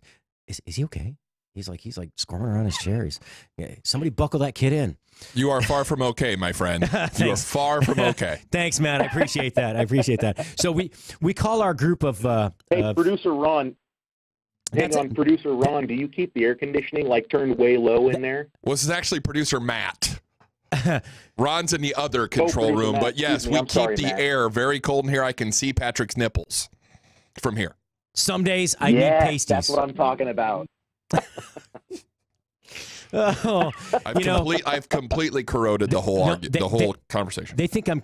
Last week it was so cold in this control. I had to wear a T-shirt under my chef coat, or I would have needed pasties. I'm just saying, it was really cold, and I don't get cold. I'm an overheater. You a roll of electrical tape, buddy. Oh, it's when you take. It's not putting it on; it's taking it off. Duct tape doesn't work very well, by the way. It's too sticky. Oh man. Ooh, okay. Yeah. That will put some hair with it. We're gonna get back on track. I'm not. It's a slippery slope with the guy who's worked in the kitchen for so long. You start talking about it, and pretty soon you forget that you're on the radio, and you think you're chatting with your friends over a beer at the bar, and it's all downhill, and you don't have a show anymore after that. So, Well, I'll tell you one thing, Patrick. We on a live stream that I did over on Pardon My Fork, we had a long conversation about some of the misconceptions and the beginners' mistakes over at the WFC. Mm-hmm. And if you don't mind, I wanted to just touch on that real quick. No, absolutely. I think that's an important point. That's good. Yeah, I want to hear him. Because, at some point, Mike will give me a golden ticket, and I'll have to cook something, and I need to know what not to do. Exactly, dude, exactly. So one of the biggest beginner mistakes is trying to make a dish that is very pretty but complex, right? And so when it gets in front of the judges, they won't know how to make heads or tails of it, right? Mm-hmm. So the thing that I said on my live stream last week was I was talking about how let's just pretend, for the sake of argument, that you get a judge that knows exactly what you're doing. So you're taking them on this world tour around a burger. So you've got these 3 different burgers on a pine plank, and they're supposed to represent different continents and different styles of food and whatever, right? Mm-hmm. Let's just pretend for a second that the judge actually looks at it and knows what is going on, which is 100% impossible, right? Yep. You now have 3 different components that all have to be perfect. Mm-hmm. That's the thing that a lot of people don't seem to take into effect their first time around. And even a couple of people that I've talked to that I think that was their second time at the WFC, and they were just like, man, I don't know what these judges want. Like, I'm doing these very artistic things, but that's not what you do, especially not in the first round. In the first round, it has to be something that fits within the criteria. If you're in the burger category, or if you're in the seafood category, mm-hmm. you need to stick to that criteria, and especially with that burger category. Like, if it doesn't look like a burger to them, you lose 15 points right off the top. And when the difference between first and 10th is 5 points, that just puts you straight out, right? No, absolutely. So, I mean, it's little stuff like that we realized. My wife went through the EAT program. She got certified last year mm-hmm. At the WFC while I was going around and talking to people. She was doing that. And it was an eye-opening experience for her. And she really feels like because she took that class, she's going to be able to help Suzanne make a much more, not much more. I mean, Suzanne knows exactly what she's doing. I don't want to say it in that way. But from my wife's perspective, and now from my perspective, we're going to be able to look at the food that we're cooking and kind of know what look we're going for. You get what I'm saying? No, absolutely. So that's another thing is, this is just a standard cooking tip for all you young chefs out there and old guys trying to impress somebody. A garnish should be part of the dish. It's functional. Mm-hmm. So over the years, I've seen all these very intricate things, or, so you put a roasted jalapeno, a charred jalapeno on the side. If it's not part of the dish, integrate the garnish as part of the dish. Should be beautiful on its own. You shouldn't need an orchid on the side of the plate. Don't get me wrong. I worked at Peoia's on Coronado Island, part of the Chart House group. 1,400 freaking orchids on every plate every day. It was beautiful. It was nice. It was an experience. It was a Polynesian restaurant. But I think that's important, that every component be part of the theme. It shouldn't be, outside of that single dish that you're serving. I think that's really important. Right. Yeah, no more of this parsley stuff. Parsley's great if it's getting blended into something, but don't be putting the parsley on the side anymore. And, that's an interesting thing about, like, the KCBS, the barbecue competitions and things. There are a lot of sections of barbecue competition that have started removing the garnish. I know the garnish is kind of a big thing in barbecue. It gives you something to put your your cook on, right? And it kind of shields it from the styrofoam and all of that stuff. But as this stuff gets more popular and more competitive, I think they're really trying to reduce any variables that might allow you to communicate to the judges in some way, if you know what I mean. And you'll get disqualified just like that, by the way, at the drop of a hat, snap of a finger. If the overseer opens your box and they feel like it's been arranged in a certain way that's not standard, they will disqualify your box straight up. Wow. They're hardcore, man. Oh, yeah. Dang. Yeah, it's super hardcore. Well, I mean, you look at some of these barbecue competitors, though, I mean, they'll be winning. Okay, so the World Food Champs, for example, if you win first place at the finals, that's $10,000, right? And then if you win some of the auxiliary stuff, that can be $1,000, it can be $2,000, whatever. So you could potentially walk away with $10,000 to $15,000. But at some of these barbecue competitions, especially at the national level, the pot could be $25,000. You know what I'm saying? It could be major sponsorship money as well. And so the reins have gotten so tight on this stuff. It's just like, I don't know. They're trying to find a way to make the field as even as possible. And not to use a car analogy, I know this is a food show, but, you know, it's one of the reasons why, say, Formula One has lost a little bit of its viewership. It's because all of the cars are so much the same. And it is a driver's race, right? But there are certain cars that are right at the top always. There are certain drivers that are right at the top always. And that's just the way it is. You don't mix it up very much. And so I do get concerned some that when like barbecue competitions are doing this sort of thing where they're trying to standardize everything and make it such a microscopic science, you got to be careful with that. It's a double-edged sword because you have to let people run a little bit with what they're doing. You want them to have those creative juices flowing. You don't want there to be one strict, specific formula that gets people to win. And I honestly think that's the nice thing about the World Food Championships, because in any of the categories, you can't have that one recipe that just will always win and everybody's trying to do it. But in barbecue, a lot of times you do. No, that makes sense. That makes perfect sense. Yeah, and I know the WFC for the first time at the last round. What was it? October, November, December in Orange, down in you were in Alabama, right? At the WFC, Orange Beach. Yeah, yeah, exactly. So that was the first time they had actually used the same cut of steak for the steak category, which I think that component, having that kind of standards or standardization, is key.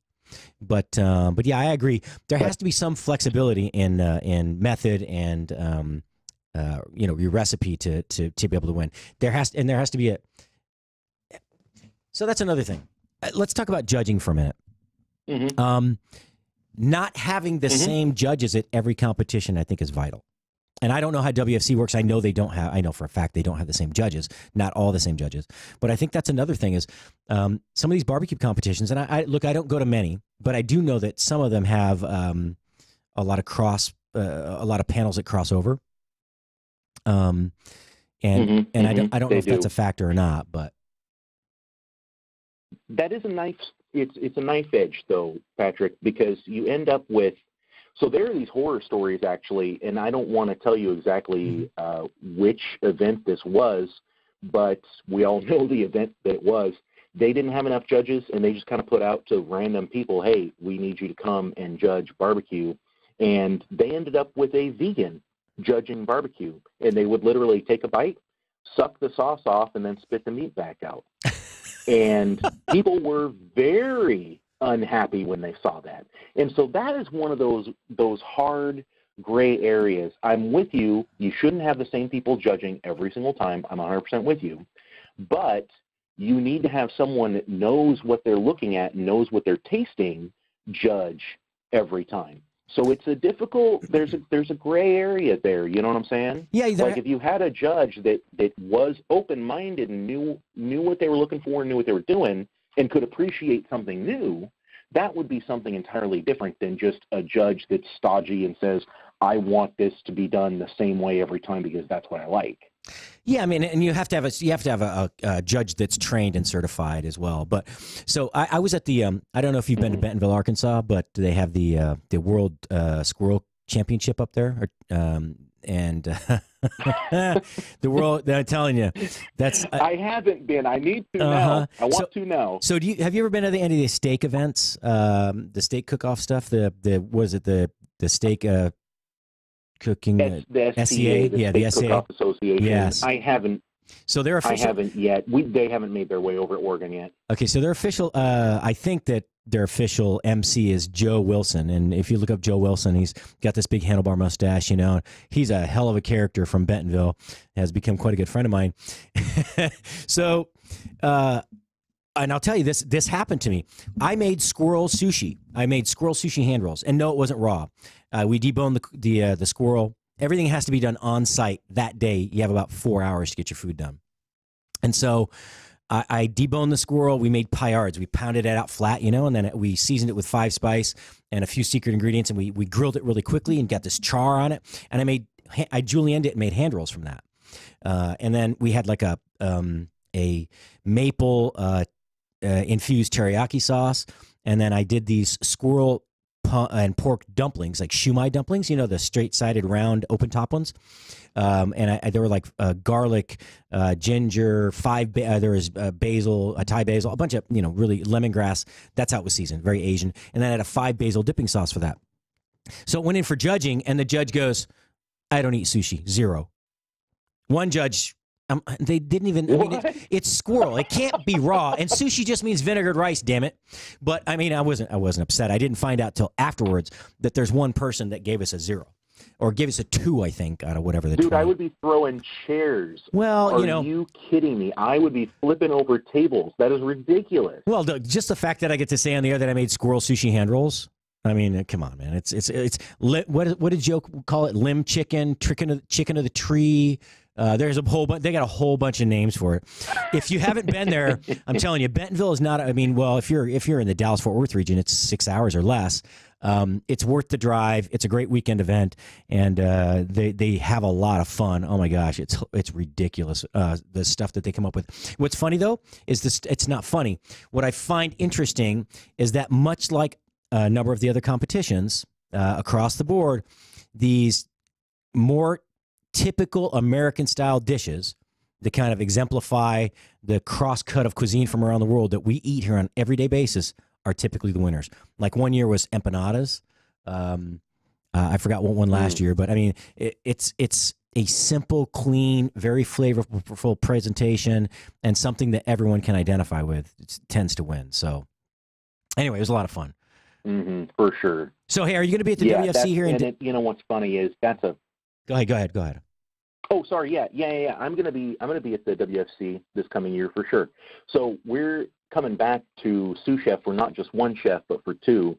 It was kind of funny after we took our chef Suzanne Duplantis to the finals. We had a couple of chefs go, "Hey, you've never been here before, right?" And I said, "No." And they said, "You just took your chef to the finals?" And I said, "Yeah." And they said, "You looking to sous chef for anybody else next year?" Absolutely. We're sous chef Why not? for a couple of people now. That's awesome. Yeah, man. But we'll be there. We're going to fly in early. We're actually going to take an extended vacation. It's going to turn into like a 10 or 12-day vacay because the wife has got family in Texas, and so we're going to fly in. We're going to do the WFC, have a good time, and then drive over to her family and stay for a week. That's awesome. Good. Awesome. That sounds like a lot of fun. So, all right. Hey, we got a minute or 2 left. So, quick question. I like to ask this. Everybody says, well, what's your favorite food? What's your most memorable meal, if you have one? Most memorable meal, one that I cook or one that I eat? No, just like go back in time. Could be recent, could be a long time ago. What was the most memorable meal you've had that you didn't cook? Dining experience. Dining experience. Okay. So a friend of mine, Kevin Getline, he was the chef for a restaurant here in Oregon. It's actually one of the top 10 restaurants in Oregon. It was called Recipe Part Deux. they have changed the layup about, and so Kevin is unfortunately not working there anymore. He is a fabulous chef, though. I can't wait to see what his next project is going to be. He made me this duck egg carbonara, and it was with our duck eggs. He's addicted to our duck eggs because we raise ducks and chickens at my house, and so we brought him a dozen duck eggs, and he made me this carbonara, and it was to die for. He used this hamon that was dry aged. I think it was a 2 or 3 year dry aged hamon. Oh, and man. just Like hamon de ridiculously Serrano or something like that? Oh, man. I'm so hungry right now. Mm-hmm. Whatever the Spanish one was, I forget what that De is. Serrano, yeah. Hamon de Serrano. There's, that's like acorn fed, hillside. Oh, man, that's such good pork. All right, hey, we're down to less than a minute. I'm going to say, ciao for now. We'll talk a little bit later off the air, and I'm really looking forward to your show again. You're going off at 4 West Coast and 7 on the East Coast. Congratulations. Welcome to the Spoony family. Thanks so much, Patrick. Have a good one. Hey, we'll talk to you later. Thanks, Andy. All right. Man, that's going to be a great show. Listen tonight. He's a great interviewer, and he's always got some very insightful questions. Stay tuned, though, for the next half of this hour. We have... Who's calling in? Oh, Laura Geen. Laura Geen, the owner of Ramo Wine Bar. And, she's going to tell us what's to drink on Wine Down Wednesday from an undisclosed location somewhere on the West Coast, I think, warmer than Bentonville, Arkansas. Hold on a second. We'll be right back.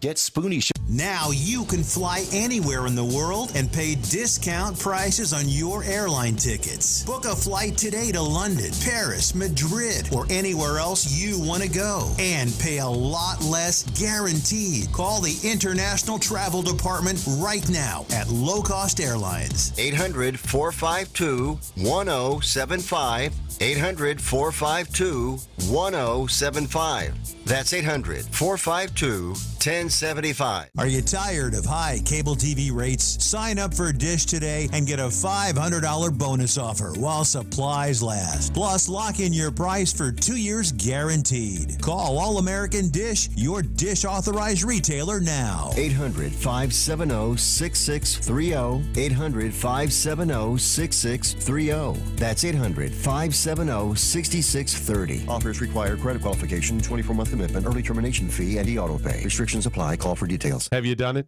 You catch a glimpse of yourself in the mirror? I'm one of those people you don't want to see naked. Yeah, most of us. But I mean, you look and you're going, what the? I know. How did I get to whatever? Yes. Yeah. Oh, it's horrible. Hey there, it's Doc Thompson and Brad Staggs to tell you about a different way to shed those pounds. This is brand new tech. It's only been around for a couple of years or so. It was based on research from the University of California that said there's a molecule called OEA that's found naturally in your body. It produces it in the Mediterranean diet, that when taken in concentrated amounts, it will actually make you feel fuller and boost your metabolism.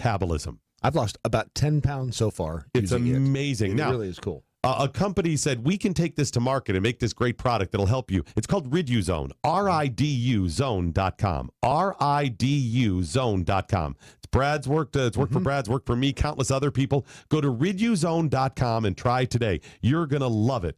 RiduZone.com. Remember that, RIDUZone.com.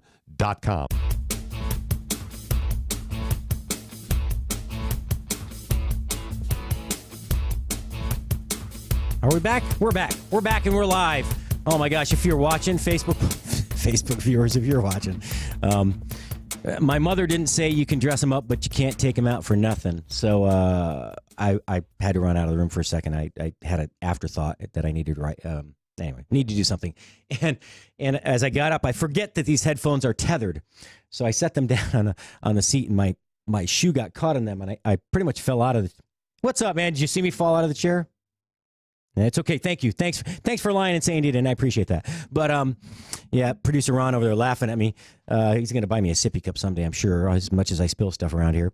Anyway, we are back on the air. Man, it's Wednesday already. Laura Geen from Ramo, it used to be Ramo de Olivo, Ramo now I think is what they call it, wine bar up in Bentonville, Arkansas. We'll be calling in a minute to tell us what's to drink on Wednesday. Yeah, it's Wednesday afternoon. First day of Lent, Ash Wednesday. No, none on my forehead. Not this year. So, speaking of that, you know, a lot of people give up beef. And, hey, Ron, be sure and watch the phones. I'm going to have a caller. All right, nobody's in the control booth, so I guess they're watching. So, what do you do for food if you give up beef? Most people do it on Fridays, right? I could never understand that either. If you're giving up something entirely for Lent, why is it only on Friday that you give up meat and substitute fish? I'm not sure. Anyway, you know, there are a lot of Lent interesting ideas for, you know, meatless luncheon ideas. You know, we'll go through some of these. Mr. Food, which is actually a good site. It's a little okay. It's not hard to. It's not easy to navigate as far as the actual layout of the site, but they have really good food ideas, and they have they have all sorts of stuff in here. Ooh, tortellini, those look good. Cheese tortellini. All right, Lent dinner ideas. Let's see how many we got here. All right, what do I agree with? Linguine with eggplant. You know, eggplant is actually a really good. I don't want to say a good meat substitute, but eggplant's very versatile. It takes on. It has a unique flavor of its own, but it has a unique texture to it and a unique flavor of its own. But if you cook it correctly, it can have a texture kind of meat-like, similar to what you get from a portobello mushroom if you grilled it. Somebody watching the phones back there? Nobody's listening. Producer Ron, Producer Matt. Anybody watching the phones? Okay. It's all good. It's okay. That's okay. Nobody's showing me any love in here. Man, God. I'm just joking. I'm really sorry, Patrick. I was having a conversation with Ron, but you do have someone on the phone. Would you like to talk to them? Yes, please. Oh, okay. We'll get back to what's for dinner on Lent. We'll get back to you in a minute. Laura, are you there? I am here. How are you? I'm good. They would have kept you hold on. They were in such a deep conversation back there, very important, obviously, that I was like, is anybody watching the phone? Understood. Yeah, it's funny. So Laura, you know, it's Wind Down Wednesday. It's time for a drink, and I know you're calling from somewhere in sunny California. I'm a little envious right now, but where in California would you be? Okay, I just want to describe this for you, Patrick. I am in the coolest little bar right now called Wheat and Water in Bird Rock, and it's in La Jolla, California. I'm in all the way south in San Diego, and I just met the owner of this place. His name is Ted, and actually, I'm a little out of the box tonight. Today, actually, I'm not drinking wine. I'm drinking beer. Because San Diego has some amazing beers. Yes, and they do. I will describe this place. It's got those garage doors open. I'm looking out on La Jolla Boulevard. Happens to not be sunny. It's a little overcast, but that's kind of typical being by the beach. Very casual, great vibe. This place has salads and pizzas, and I think I'm going to hang out here all week. To be honest, I don't blame you. I really don't. I don't blame you at all. You know, I'm a little envious. You know, I know San Diego well as too, and I love San Diego, La Jolla specifically. It's such a beautiful little town. It really is. Bird Rock, especially. You know, nothing like the sea lions out there to brighten up your day and add something interesting. So. What beer? What beer are you drinking? Because here's what I'm going to do. I'm going to put it on the website. I'm going to put it on the Spoony Facebook page and say, "What are we drinking for Wind Down Wednesday?" I'm going to put #beer, and then I'll put a link to whatever you're drinking. Absolutely. So Ted recommended a beer for me because I'm not typically the beer drinker. I'm obviously the wine drinker, and it's called Fall Magical and Delicious Pale Ale. It's a San Diego produced beer. And it's really delicious. It's perfect for an afternoon sitting and looking out, like I said, outside with everything's open here, which just makes me a little jealous because at home it's cold. It's 30 degrees, but here we're in the 60s. And they do have some wine on the list, and they do have some amazing cocktails. I'm going to come back here for cocktail hour. Nice. So what are you doing in California? Hanging out? Just hanging out? So I am here, yes, sort of hanging out, but sort of working. So my dearest friend, June, and I grew up here in La Jolla, and her mother church is the United Methodist Church of La Jolla, has a huge rummage sale every year, and it starts on Saturday, and we're here to help set it up and get it ready. There's so many donations. It's fabulous. The people that donate here and give, and then whatever they don't sell goes to Calexico, Mexico, to other people in need, which is fabulous. And it's such a great fundraising effort, and it's a lot of fun. So it brings me home, and we're just sitting here taking a break today, having a little wine or a little beer, and we even discovered the cutest little wine bar down the street, but it doesn't open until the evening. So we'll probably be visiting that as well. That's so I've met June, and she like my sister is a life coach. She's also an ordained minister. She performs she lives in Hawaii and performs a lot of beautiful wedding ceremonies over there, and a very, very incredible person. And tell her I said hi. Will do. So what's for dinner in La Jolla? Because I'm telling you, there's something about the food in California. I think it's because it's so competitive, and there are so many restaurants, so many high caliber restaurants, that everybody kind of they don't have to think out of the box, but they have to elevate it. They have to go at least one step up, So what do you, anything interesting for lunch? Any sushi or anything like that? So there is really some interesting, of course, that coming home to San Diego for me is all about tacos. I love all the different places that you can have tacos, and this is like the home of the fish taco. So last night we had an old standby local place called Su Casa and had fish tacos there. But just discovered a really awesome little restaurant on Cass Street just outside of this Bird Rock area in Pacific Beach called The Fishery. Fabulous. Mussels. Fresh fish options are amazing. Great atmosphere, wonderful wine list. Have to recommend that. And, like you said, there's so many great places downtown. On Pearl Street, there's the El Pescador, which is a fabulous fish restaurant as well. And Fish Market. That's the great thing about the restaurants here is they also have fish markets attached to them, so you can get the freshest of the fresh fish.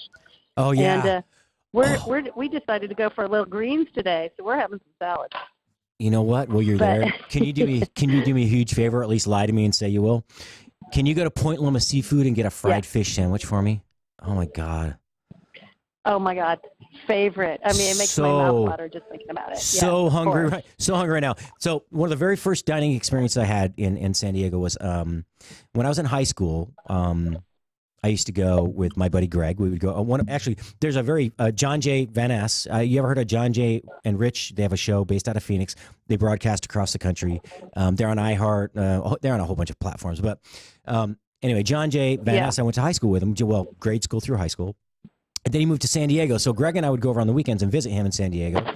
His father actually worked at the restaurant. I think he was the manager of the restaurant at the top of Horton Plaza. There's that restaurant up there. And anyway, we would go there. Wonderful family. His mother was from I think from Mexico. His father was from the Netherlands. Anyway, we'd go and visit him on the weekends. We'd drive over, and we would always get a carne asada burrito. Okay, I'm squirming in the chair. I'm getting all hungry now.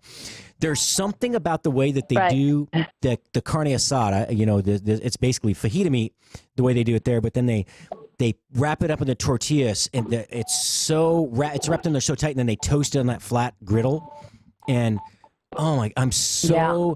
that. And then, like a couple of years later, I had the very first time I had the fried fish sandwich at Point Loma Seafood.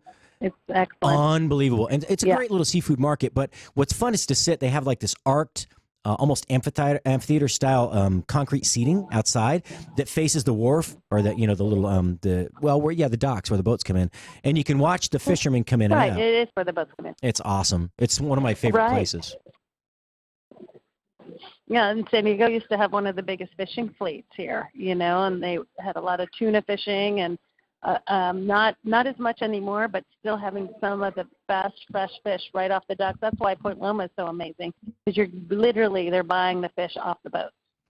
Yeah, I mean, that you can't do that very many places in the world. No, you can't. So one of the great things I loved about being in San Diego, I worked on Coronado Island at POE's, which was the Trout House one-off restaurant that was actually Polynesian themed. Right. But the swordfish that comes in San Diego is unbelievable.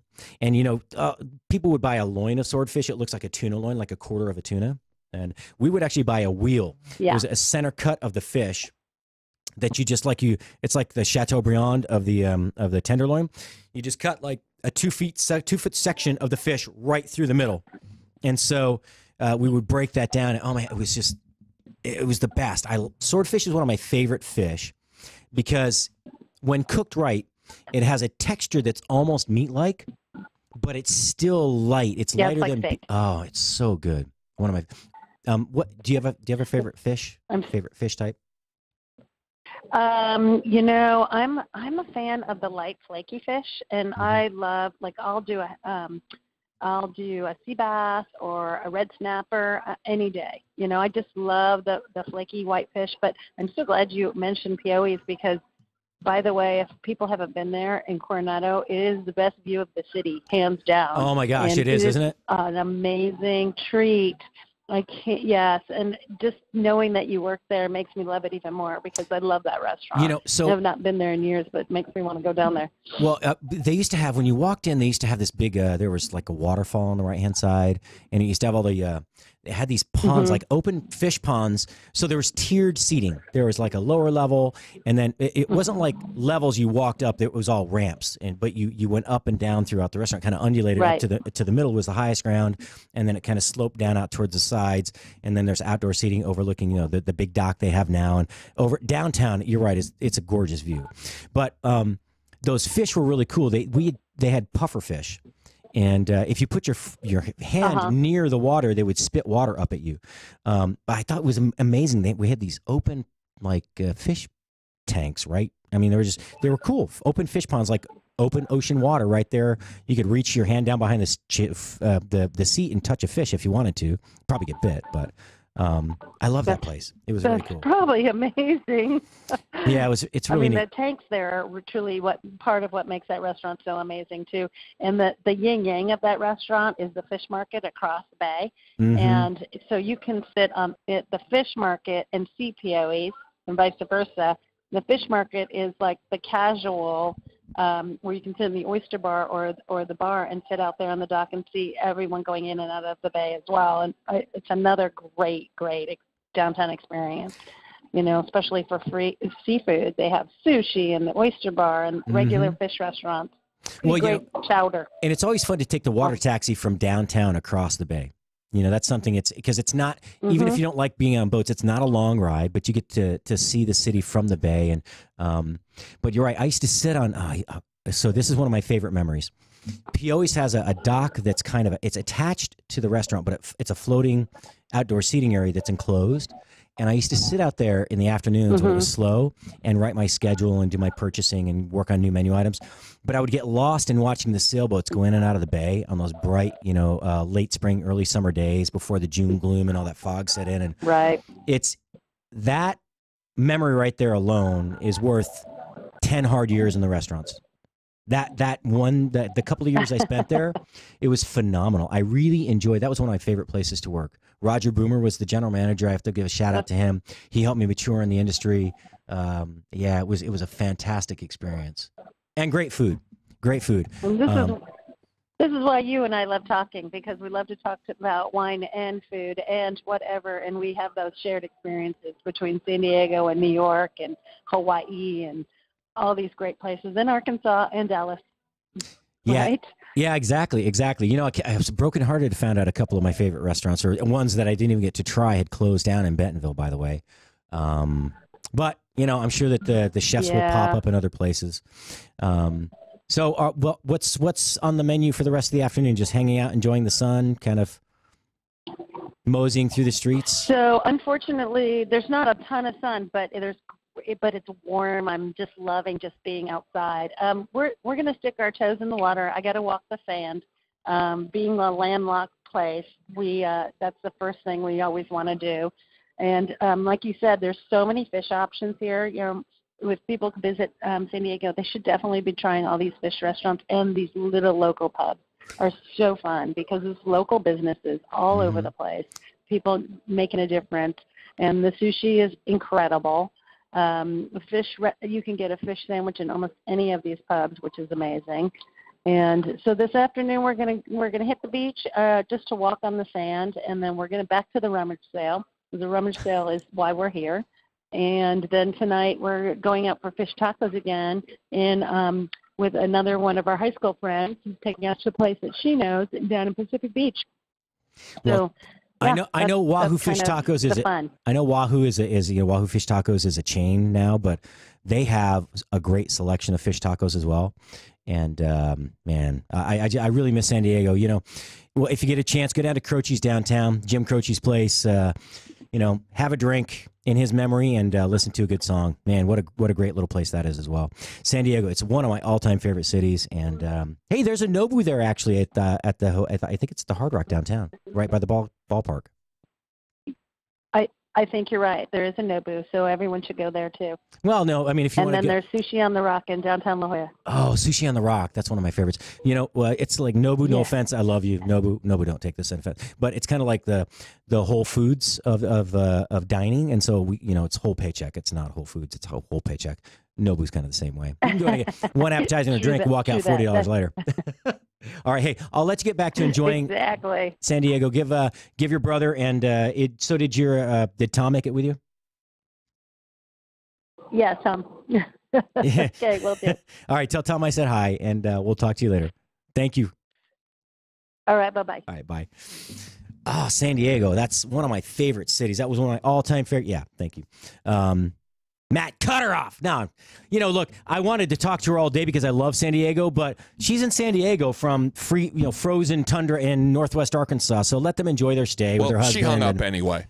Why not? I didn't have to touch it. As soon as I didn't have to ding ding. That's what she said. That's right. But yeah, I mean, look, she's with her husband and her friends out there, and let her enjoy that. But I do appreciate Laura. Thanks for calling in and just sharing a little bit of the culture and man, La Jolla, San Diego. You want to be if you're a manager as a sanitation worker out there, you drive a truck, I think it's like $110,000 a year. So that's not a bad place to be employed as long as you don't live there, because $110,000 a year, you can't live in La Jolla for that. Man, what a really cool little city. I'm trying to think of all the really fun places I went there. There's a great live music venue called Brick by Brick. And a friend of mine, Mike Pasturi. Mike, I'm going to give you a shout out here. Bunch of guys I went to high school with. Mike Pasturi. Who else is with there? Scott Leith. A few other guys that I went to high school with. They've had different variations of this band over the years since we were in high school. And one time it was called Beats the Hell Out of Me. That was kind of some of their golden years. Now everybody's older, a little heavier, families and hair getting gray or falling out. So now they're called Fat Gray Cat. And if you ever go to Phoenix, Scottsdale, Tempe, Mesa, Chandler, that area, look up and see if Fat Gray Cat is playing. And Mike Pasturi is their lead singer, and he writes, I believe, most of their lyrics. Anyway, great band to go see. They were playing in San Diego. I was taking over a restaurant I moved from Aspen to San Diego and was still working in San Diego proper, not over in Coronado Island yet. I went down to see him play, and just a great little venue. It's right down the top. As a matter of fact, it's right at the base of the hill where, if you've ever seen the movie Top Gun, that's where Tom Cruise is chasing her down on the motorcycle, and or she's chasing him down, I guess. And they park on the hill. That's called Bankers Hill. It kind of overlooks the airport right there. So San Diego, great little city. I don't know if I talked about this. John Zamora. So I called a gentleman Miles Uehara. He has a place called Kappa Sushi in northern San Diego County, I think right next to Miramar. I have not been there yet, but I know Miles' food is great. I can't wait to get him on the show. Unfortunately, he opens when my show goes live every day, and as the head chef and partner, then he's got to work. Unfortunately, he's got to earn that paycheck. So he'll get to call in someday. But we were talking, and a person's name named John Zamora, his name came up, and John Zamora, he had worked, I think, at a place called Japango, and Japango was this Japanese fancy restaurant where when you're driving up, going north on, is it Highway 5, Interstate 5, I guess, I-5? The 5, yeah. You're driving north through San Diego County, and you come through La Jolla, instead of taking a left down towards the beach, you take a right, and there's a shopping center there that had a great restaurant there. I don't know if it's still there or not, but he was working there as a sushi chef, and he and the head sushi chef, I believe, they ordered this blowfish, Japanese blowfish, which it's illegal to serve blowfish in this country, or at least there may be some certain circumstances. I might be off base under certain circumstances that you can eat that, but you're not allowed to bring it. You can't order it. You're not allowed to serve it. But they found this company that made flash frozen small cuts. Like, God, I got to fix this table thing so wobbly. It's driving me nuts. I'm going to spill something. Anyway, they ordered this sashimi style blowfish, and it comes in a tray. It's got like 20 slices. Anyway, look, blowfish is a cytotoxin, right? It affects the central nervous system, starts to shut down the lungs, the heart, your vital functions. The autonomic nervous system takes care of for you. You don't have to think about breathing, right? Heart pumping, those kind of things. So they each eat this microscopic piece, this tiny little sliver of this fish, and he says, all I remember is the next 30 seconds. He wakes up in the hospital a couple of days later. They're saying, "Oh my God, you're so lucky to be alive."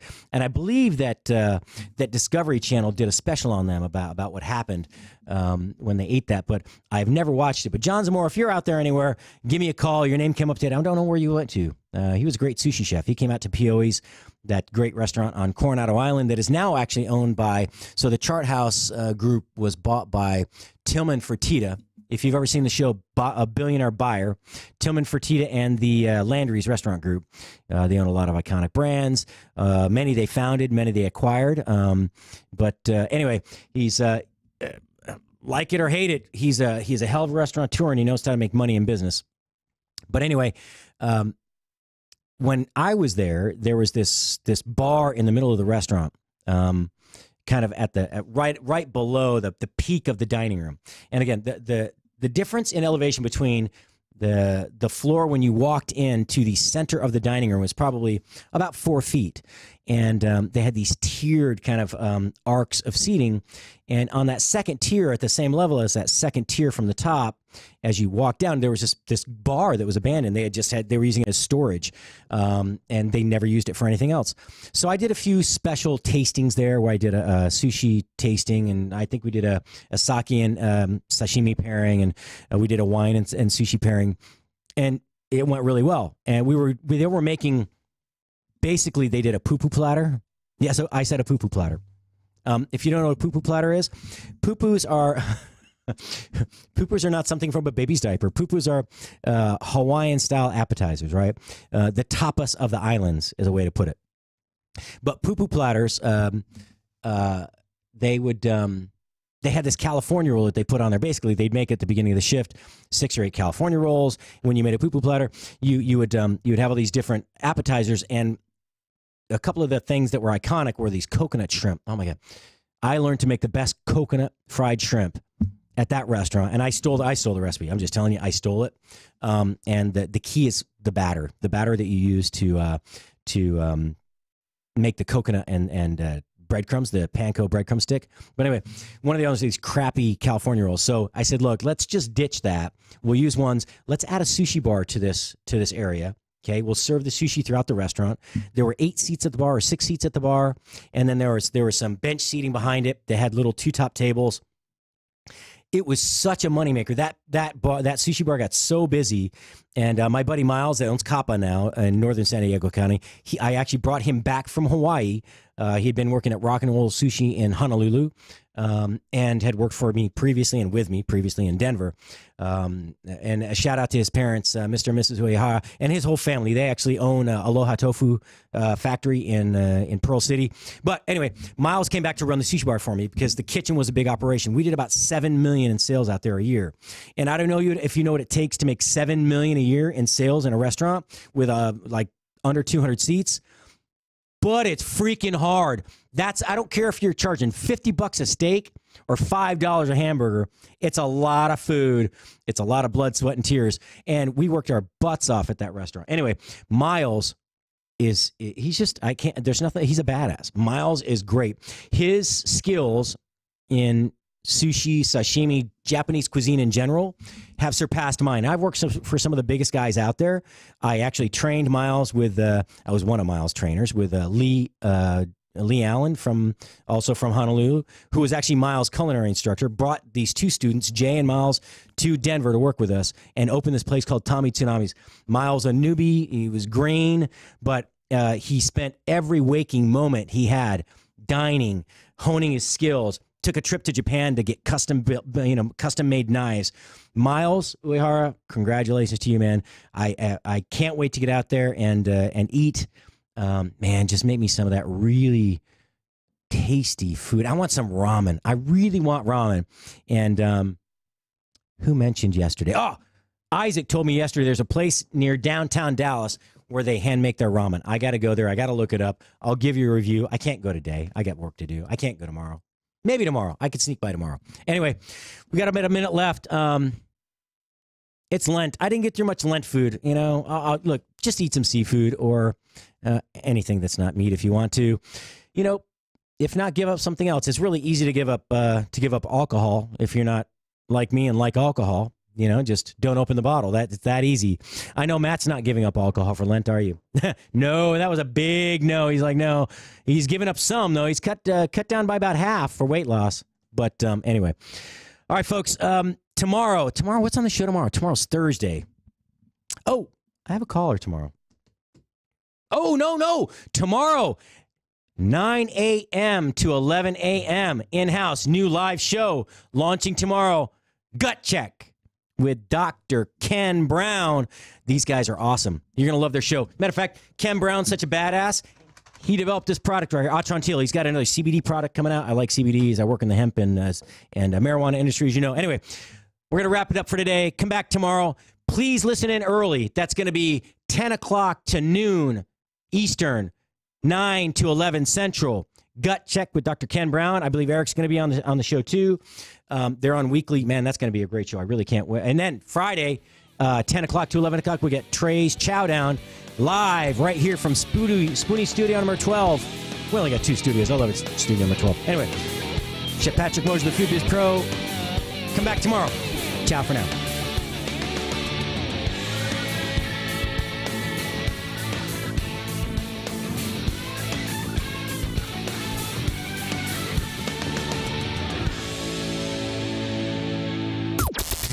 This is the only 24-hour take